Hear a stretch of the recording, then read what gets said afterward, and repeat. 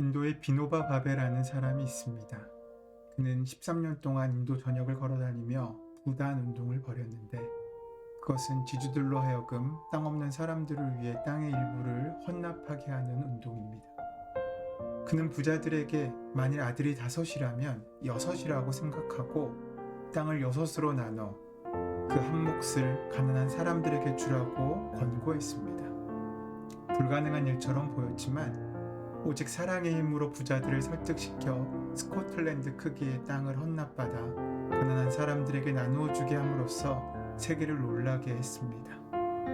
부자들을 설득하면서 많은 어려움을 겪었지만 그는 그 일을 중단하지 않았습니다. 그것은 옳은 일이고 아름다운 일이기 때문입니다. 그는 사람들 속에 있는 선의 씨앗을 보았고 그것이 싹 틔우도록 도왔습니다. 그는 이렇게 말했습니다. 내가 부자들을 만날 때도 마찬가지입니다. 그에게는 많은 잘못과 단점이 있고 그의 이기심은 높은 담벼락처럼 완강합니다. 하지만 그런 그에게도 작은 문이 있습니다. 그의 마음에 선량함이 남아있는 것입니다. 문을 찾을 의지만 있다면 당신은 당신의 이기심을 극복하고 그의 삶 안으로 들어갈 수 있습니다. 그의 결점에 대해서는 걱정하지 말고 문을 찾으십시오. 나는 모든 자본가와 지주에게서 그 작은 문을 찾고 있습니다. 그 문을 찾지 못한다면 그것은 내 잘못입니다. 다시 말해, 나는 그의 단점들을 내 머리로 들이받는 잘못을 저지르고 있는 것입니다. 그것은 인류 역사상 처음으로 협박과 폭력이 아닌 사랑의 방법을 통해 사회를 바꾸고 재건하는 사회혁명을 실현시킨 것이었습니다. 아무리 무정한 사람이라고 해도 그의 마음에도 작은 문은 있게 마련입니다. 하나님께서 그렇게 창조하셨기 때문입니다. 그 문을 찾지 못한다면 그것은 우리 잘못입니다. 판단하여 우리가 심판하지 않고 사랑으로 그 문을 찾아 문을 열어 은혜의 자리로 초대하는 하루 되시기를 바랍니다.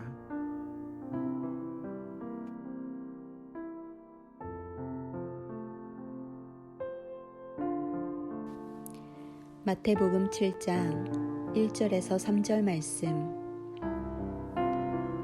비판을 받지 아니하려거든 비판하지 말라. 너희가 비판하는 그 비판으로 너희가 비판을 받을 것이요 너희가 헤아리는 그 헤아림으로 너희가 헤아림을 받을 것이니라. 어찌하여 형제의 눈 속에 있는 티를 보고 내 눈 속에 있는 들보는 깨닫지 못하느냐.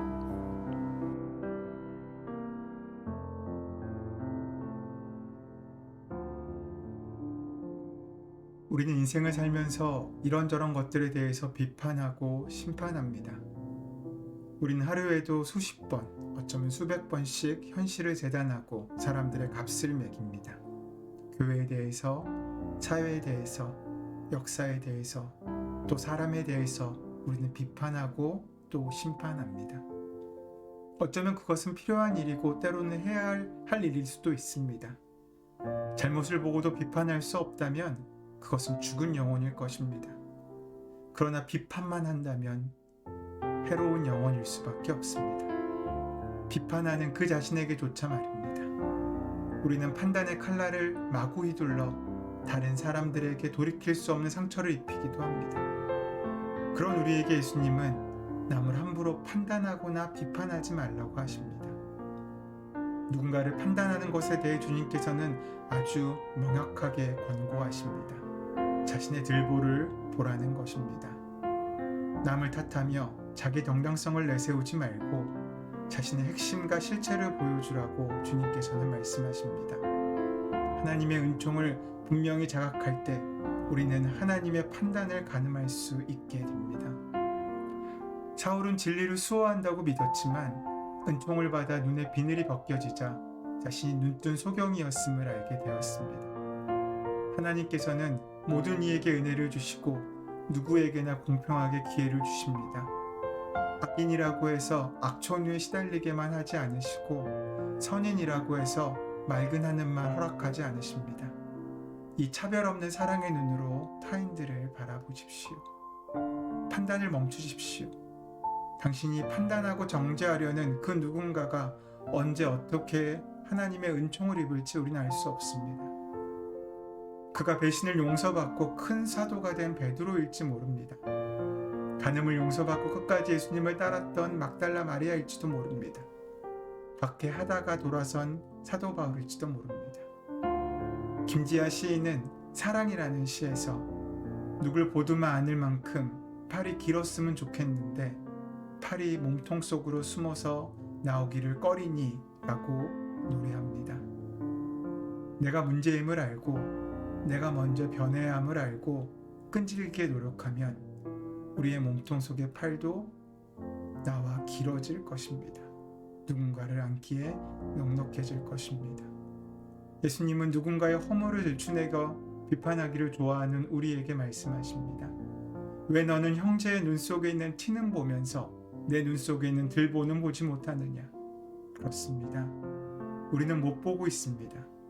우리가 그 사람으로부터 묵인되고 용납학을 받은 양이 얼마나 큰지 보지 못한다는 것, 바로 그것이 문제입니다. 사실 우리가 함께 살아가는 동안 우리는 서로가 서로에게 용납되고 있습니다. 우리가 지금 이렇게 버젓이 살고 있는 것도 우리의 주변 사람들, 우리의 부모님, 형제, 배우자, 상관, 선후배, 동료, 친구들이 무던히도 참아주고 수없이 용납해준 결과입니다. 우리 자신이 용서받고 용납받은 것을 생각한다면 우리에게 다른 이들을 비난할 자격이 없다는 사실도 깨닫게 됩니다. 요즘 어떤 이유와 목적으로든지 누군가에 대해 부정한 이야기를 다른 사람과 나누는 것은 특히 나 자신에게도 결코 유익이 되지 않는다는 그 진리를 계속적으로 확인합니다. 결국 그 화살이 돌고 돌아 나 자신에게 날아와 박히는 것을 반복하는 경험을 하게 될 것입니다. 그것이 바로 마태복음 7장 1절 비판의 부메랑이라는 말씀입니다. 그 판단과 기준이 나를 판단하고 심판하시겠다는 것입니다. 자신의 감정과 판단을 바꾸십시오. 먼저 하나님의 자녀로서 하나님의 시선으로 보십시오. 내 눈에 붙어있는 교만과 우월감, 열등감, 상처, 고정관념 등의 들보를 빼십시오. 우리의 지성에만 의지하는 한 하나님을 온전히 알 수 없습니다. 판단하지 않는 것은 우리의 힘만으로는 할 수 없는 것입니다.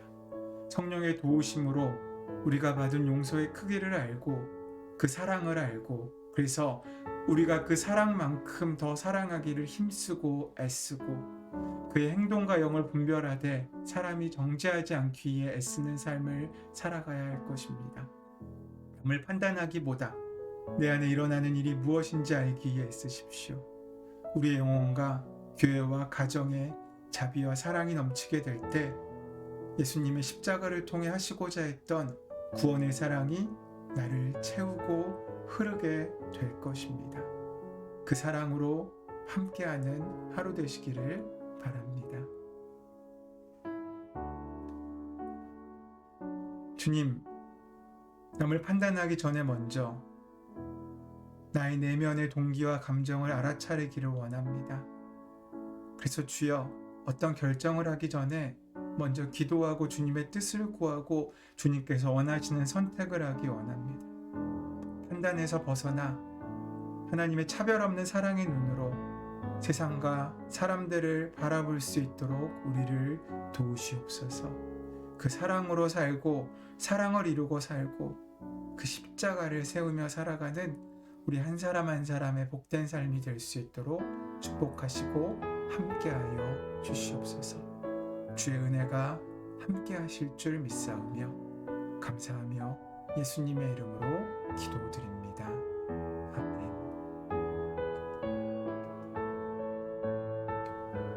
이제 함께 조용한 시간 가운데 오늘 허락하신 말씀을 기억하고 묵상하며 마음에 품게 되기를 소원합니다. 판단하기보다는 사랑하고 누군가를 향하여 화를 내기보다는 용납하는 그 마음으로 오늘 하루를 살아가는 우리가 되기를 소원합니다. 함께 기도한 가운데 주의 음성을 들으시고 그 음성이 이끄시는 삶을 살아가신 하루 되시기를 바랍니다.